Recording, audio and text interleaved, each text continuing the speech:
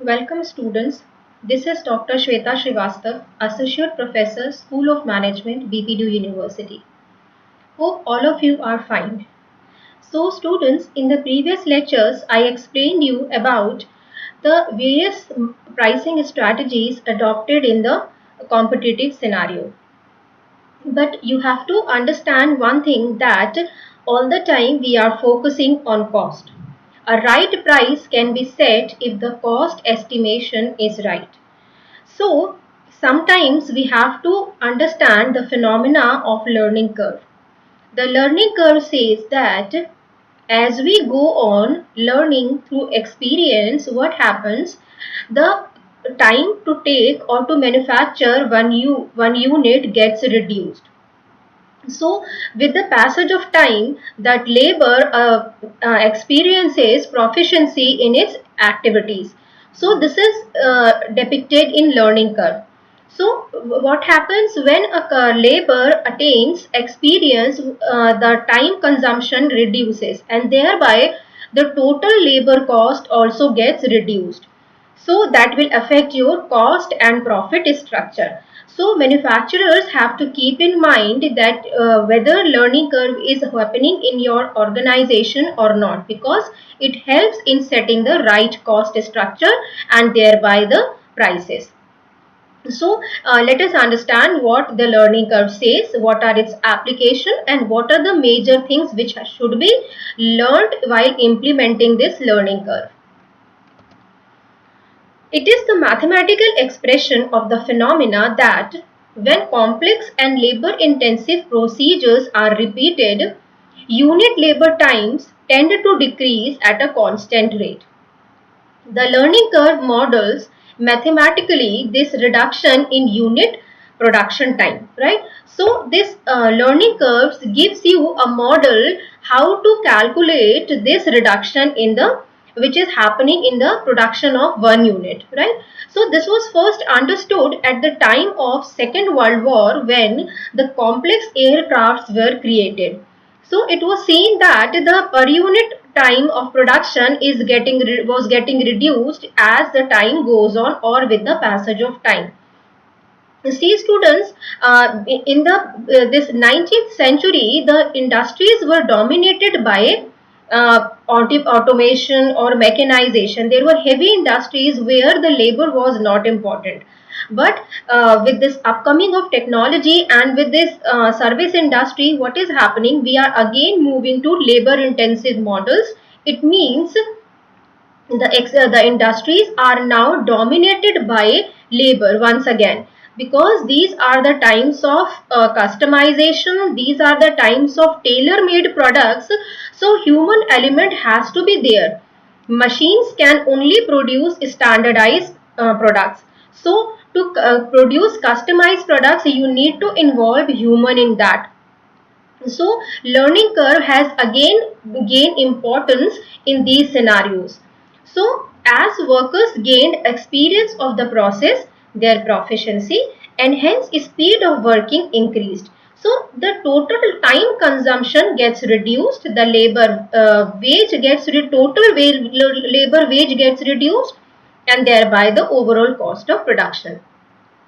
It was found that the cumulative average time per unit decreased by a fixed percentage each time the cumulative production doubled. It means as soon as we double the production, what happens? The cumulative average time gets reduced by a fixed percentage, right? Like if if the worker is producing 2 units, so as it starts producing 4 units, the cumulative average time will reduce with a certain percentage. It can be 80%, it can be 90%, and this can be learned by proper time and motion studies. So I'm giving you one example. This is basically 80% learning curve, right? It means that total time consumed will reduce by 80%, right? So average time per unit for the production of first unit is 10. But when it comes to 2, it means here you are seeing the number of units is doubled from 1 to 2. So number of time taken will reduce by, as it is a 80% learning curve, what will happen? The time will reduce by 80%. Average time per unit, remember. So 10% or 80% of 10 would be 8, right? So again you are seeing the output is doubled from 2 to 4. So what is happening? We are taking 80% of 8, that will give you 6.4 units of time. Next output will be doubled when the output goes from 4 to 8. So again here you are seeing that I am taking 80% of 8, right? So this is 6.4 here. So this will give you 5.12. So total time would be 10, 16, 25.6 and 40.9. This is again by multiplying average time per unit multiplied by number of units. So 2 multiply 8 will give you 16. 4 multiplied by 6.4 will give you 25.6, and same is here. So additional number of units we are producing here is 1, here 2 and here 4, right? So what is the additional time which we have taken? In production of units from 1 to 2, the additional time is 6 hours. In additional time taken for 2 units, that is 9.6. Additional time taken for 4 additional units, that is 15.36, right? This is again 25.6 multiplied by 16 will give you 9.6. 40.96 subtracting by 25.6 will give you 15.36 hours, right? So this is the additional time taken.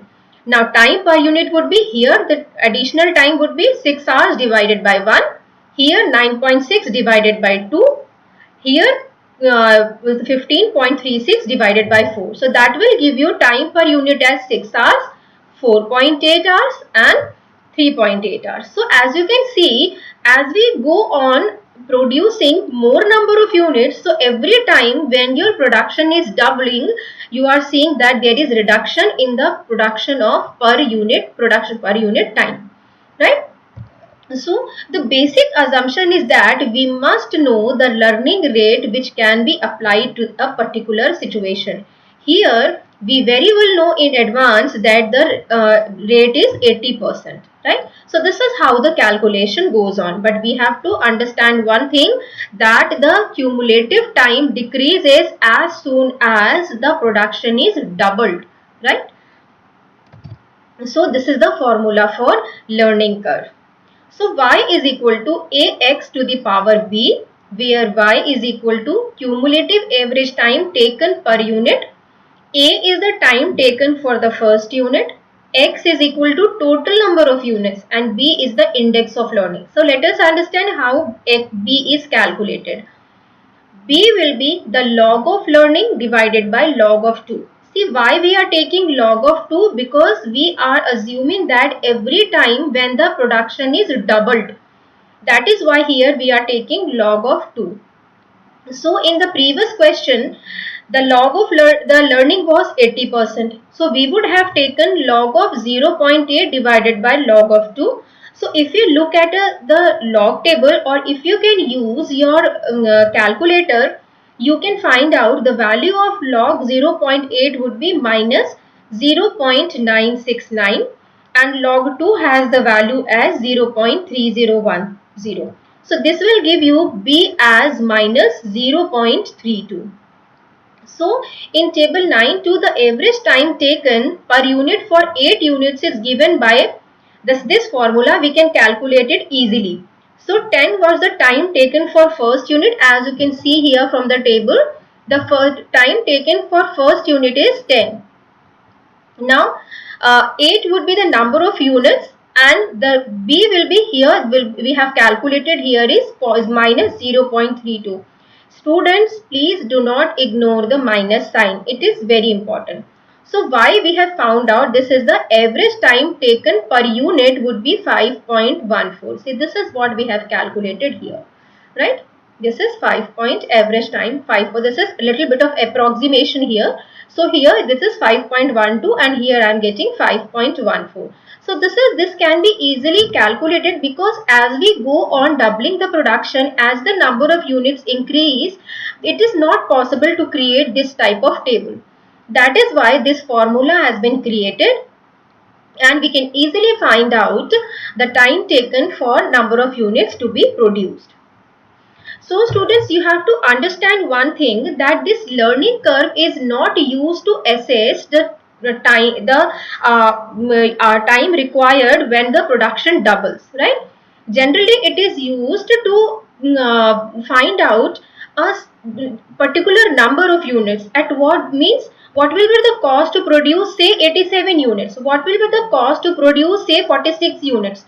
So you have to understand that it is used to assess the time that will be required for an output level that does not represent a doubling of the cumulative production total. It means understanding the concept of learning curve is not utilized in finding out the time period where the production is doubled. Rather, we are using this concept to find out the average time for producing some random number like 87, 86, like 42. And this cannot be determined by creating a table such as we have used earlier, right? So this table cannot be prepared for when the number increases. Here we are restricting only up to 8 units, but you can see that we are in the heavy manufacturing industry, so we are not only producing 8 units. So we have to anyhow create a formula. So this formula will help you in finding out the average time for producing any number of units, any odd number of units, right? So let us understand it further with the help of an example. So data relating to the production of the first 12 units of a new product are as follows. Time taken to produce the first unit, that is 15 hours. Cumulative time taken to produce first 12 units is 81 hours. So remember students, formula tells you y is equal to ax plus b, where a is the time taken for first unit, x is the number of units, b is the learning index, which is equal to learning rate divided log of learning rate divided by log of 2. So y would be average time per unit per batch. One thing more students, you have to understand that sometimes number of units cannot be one single unit. That can be the measurable quantity. As I explained you in the previous lectures in the first unit, that cost unit cannot be necessarily the one unit. It can be your batch, it can be 1 dozen, it can be 1 crate. So there are different cost units depending upon the nature of the product and the manufacturing process. We have also discussed about composite units like per hour, like bed per hour, like miles per day. So when I say unit, that does not mean only one single unit. That can be in the batch also, it can be in the crate also. So here we are assuming that 12 units is composed of one batch, right? So y would be average time per unit per batch. So that is giving you as 81 hours divided by 12. So this will give you average time taken for one single unit, that is 6.75 hours. So A is equal to time for first unit per batch, that is 15 hours. X is the total number of units per batch, that is 12, as I explained you here. And B is the index of learning, log of learning rate divided by log of 2. So let us move ahead. So the first job is to find out B. So what would be B? So here if you put all the values in this formula, this y is equal to a plus y is equal to ax to the power b. So 6.75 is equal to 15 multiplied by 12 to the power b, right? So I am taking 15 here. So 12b would be equal to 6.75 divided by 15, giving you 0.45. The challenge is now to solve the equation 12b is equal to 0.45, and to do that we need to use logs. As stated earlier, this simply requires an ability to use the log button on your calculator and apply some basic rules. See students, you can also use the log and anti-log table. You have to log both sides of the equation, but note that the power here b changes and becomes a multiple. So if you put log here, what the general principle of log says that when it comes to 12 to the power b is equal to 0.5. So what happens? This b will come here This b will be a multiple, b log 12 plus log 0.45, right? So using the normal rules of equation, what will we do? This will be, b will remain here and log 12 will come here. So b will be equal to log of 0.45 divided by log 12. So you again can use your calculator or you can look at the log table to find out the value of b. See, the log of 0.45 will give you value as minus 0.3468 equal to minus 0.3213 when it is divided by log of 12, right? So now we know the value of b. So the value of b is index of learning is log of learning rate divided by log 2. See students, in the given question what you are supposed to find out, right? We have to find out the learning rate, right? It means we have to find out this log of learning rate, right? So let us move ahead with this question. So b will be equal to log of learning rate divided by log 2. So log 2, as I told you in the previous question also, it is 0.3010. So this will give you value as log, in b we have already calculated here. So minus 0.3213 will be equal to log of learning rate divided by 0.3010. So rearranging, we'll get this will be cross multiplied here. So we'll get the value as log of learning rate is equal to minus 0.0967. So students, here you have to use the formula 10 to the power x because you have to find the log of learning rate is this. So you have to find out the anti-log of this to find out the learning rate. So if you use the anti-log or to say 10 to the power x formula, you will find that the learning rate comes out as somewhere close to 80%, right? So students, if you want to understand this learning rate, you have to be get equipped with the log and anti-log principles. So here I am doing nothing but I am using log of learning rate is equal to 0.0968. We have to find the learning rate. So for that we have to take the anti-log of this, that is we have to find out 10 to the power this. So this will give you somewhere close to 80% of learning rate. So this is how we can calculate the learning rate when we know all other variables, and we can also find out the average time taken for produce n number of units if you know the learning rate. So this is very simple to calculate. Now again moving with another example. So R Limited has been investigating the time taken to produce one of its units and found that a 90% learning curve appears to be applicable, right?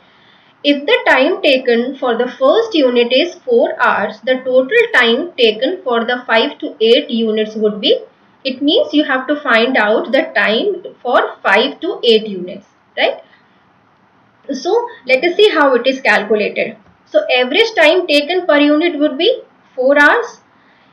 As the production doubles, we are applying the 90% learning rate, so that will give you 3.6. Again, this 90% of 3.6, because here again the production is doubling, so this the learning rate will be applicable. So 3.6 multiplied by 90% will give you 3.240. Again here the production is doubling. So what is happening? We are taking 90% of this value. This is 3.240 multiplied by 0.9 will give you 2.916, right? So total time in hours would be 4. Here I am multiplying it only. So 1 multiplied by 4 will give you 4. 3.6 multiplied by 2 will give you 7.2. 3.240 multiplied by 4 will give you 12.960, and similarly this. But now what we have to find out? We have to find out how much time will be taken between the production of 5th, 6th, 7th and 8th unit, right? So this is what I have been continuously telling you, that this is not only required to calculate time consumed when the production is doubling. We can take any odd number to find out the timing. So incremental time would be what? The time we have to reduce time required to produce first 4 units, right? So produce first 4 units, how much time we are taking? 12.960 hours. For producing total number of 8 units, we are consuming 23 hours point 328. So to find out what is the time required for producing 5 to 8 units, we are subtracting this figure from this year, and the incremental time hours will come out as 10 hours point 368, right? So student, this is how the concept of learning curve can be utilized in finding out the incremental time, in finding out the total time, in finding out the learning rate if you know the other variables. So as we are moving towards service industries, as the customization is increasing, the labor component is increasing in the overall production process. So a few years back, this labor factor has lost its importance because of heavy mechanization and automation. It's true that these are also the times of artificial intelligence and technology and all, but because of the upcoming of service industry and the customization, this labor part has again gained importance. So now it is very important to understand the learning curve. This is another example. A production operation operates on an 85% learning curve. It takes 100 hours to produce the first unit in a batch. To produce a 14 unit batch, how much time is needed? You have to find out, right? So here we are again not taking an output which is doubling. So in the learning curve formula, y is equal to ax to the power b, and this is the learning index.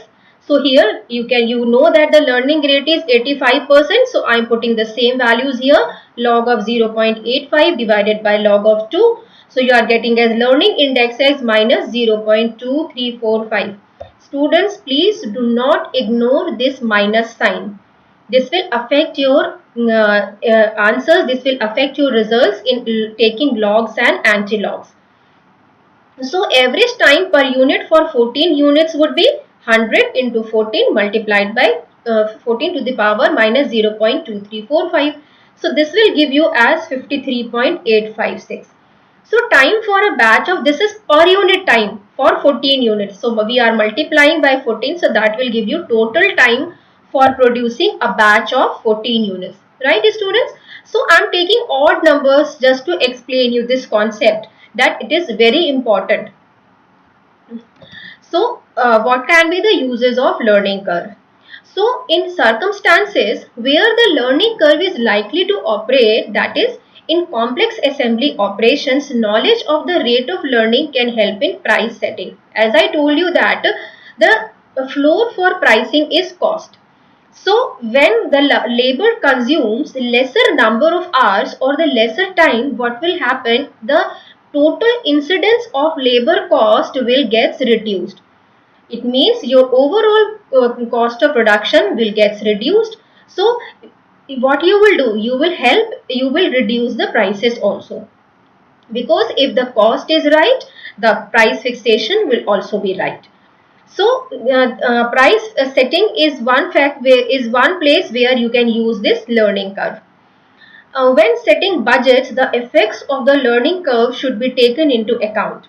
Standard cost should reflect the point that has been reached on the learning curve, so that those set on the basis of the steady state, that is the point at which learning has become insignificant. It means now your labor has acquired all the necessary skills for the production process. It means no learning is taking place now. So we have to we have to set on the basis of steady state will be lower than those set during the learning period, right? So because during the learning period the cost is getting reduced, but in case of steady state that there is no learning happening, so there is no reduction in the total cost of production. This is necessary if variances arising during the learning period are to be meaningful. So if we set our costs high, what will happen? We will get the variance. Similarly, if we still assume that yes, the learning is going on, so we will set the budget according to that, but learning is not taking place. It means the labor will consume the same number of hours as he or she will be consuming earlier. So In that case, the cost will be low and the actual cost will be high. So this will give rise to variances. So while setting budgets, we have to see what is the worker on the learning state, or it has achieved the steady state. Otherwise, it will lead to variances. Next, the learning curve has been found to be particularly useful in determining the likely cost to be incurred in fulfilling government contracts. This provides a rational basis for price negotiation and cost control, because you can find out by incorporating the learning rate, you can find out what reduction will come in your total labor cost, right? So you can easily negotiate, you can easily compete in government contracts. So these are the various uses of learning curve. But there are few things which we have to keep in our mind while using this learning curve in our cost estimation. First of all, learning curves chart the reduction in time per unit as experience is gained.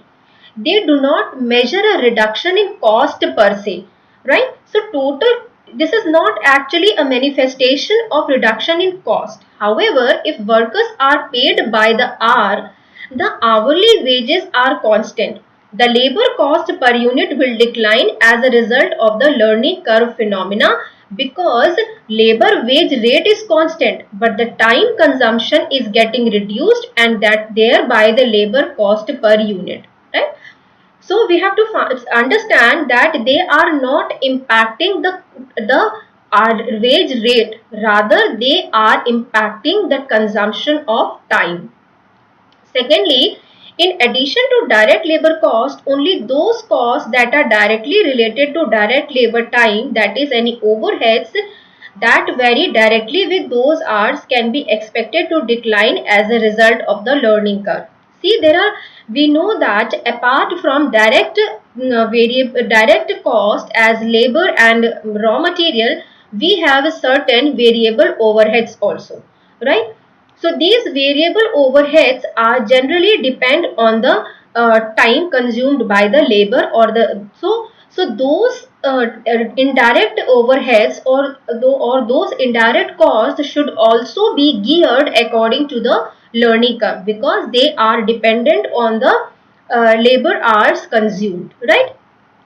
But students, before finally closing this lecture for learning curve, you have to understand one thing, that learning is not happening in every organization with the same pace. That depends on the organizational culture. There are certain organizations where human resource is being given due importance, but there are certain organizations where labor is not treated as a resource. Only hands are hired, they are not treated as human beings. So learning is a culture which should be inculcated or developed by the top management. If you are not creating that learning environment, that learning curve will not take place. So there are so many companies which are working in the same industry, but yet their learning rates are different.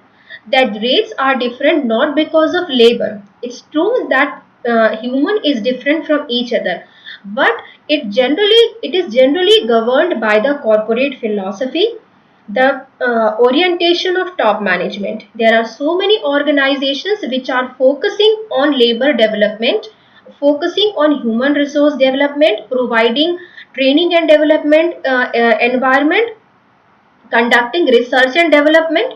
So these are the organizations where learning rate will be high. But there are certain organizations who are only focusing in producing number of units. So there the labor will feel that yes, no focus is given on us. So they will only work which is required. They will not try to enhance their learning. They will not try to enhance their expertise. So students learning happens only when there is complex production processes, and which is accompanied by the top management philosophy. They do not work separately. So students, I hope you are clear with the concept of Learning curve.